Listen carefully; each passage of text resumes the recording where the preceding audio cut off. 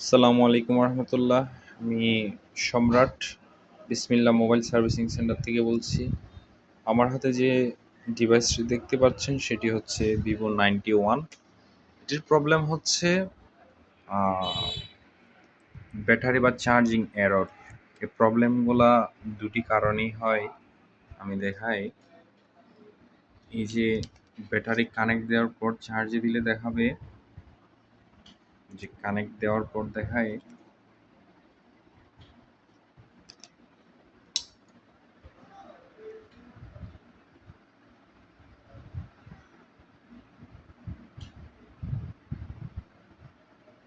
unable to charge, please contact our সোলুস service. হ্যাঁ, তো দেখা যাক, এই প্রবলেমটি আমি আগেও সলভ করেছি। দেখা গিয়েছে ব্যাটারির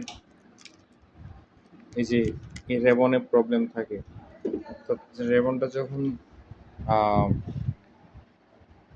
প্রবলেম হয়ে যায়, ভাঁজ হয়ে যায়, বা কোনো একটা কম্পোনেন্ট এখানে একটা মাঝখানে কম্পোনেন্টটা এটি যদি প্রবলেম হয়, শর্ট হয়ে যায়, তাহলে কাজ করে না। তো এটা আমি চেঞ্জ করে দিয়েছিলাম, আগে প্রবলেমটা ছিল তখন ব্যাটারি ঠিক ছিল। এখন এখানে একটা প্রবলেম দেখা যায়, এই যে ব্যাটারির যে ভিআইসি লাইন, ওই লাইনটা মিসিং। এখান থেকে যে লাইনগুলো থাকবে, লাইনগুলা উঠে গেছে, অর্থাৎ ব্যাটারির দাঁত ভেঙে গিয়েছে। তো এটা নতুন একটা ব্যাটারি দিয়ে সলভ করা যাবে। তো চলুন দেখা যাক। নতুন একটা ব্যাটারি দিয়ে দেখি। এই যে আমার হাতে নতুন ব্যাটারি, এখানে মডেল লেখা আছে।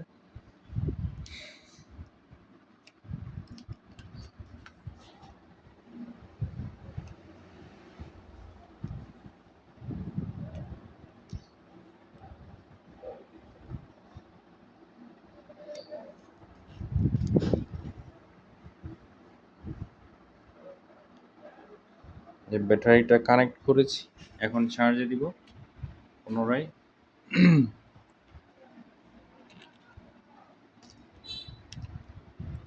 দেখুন এবার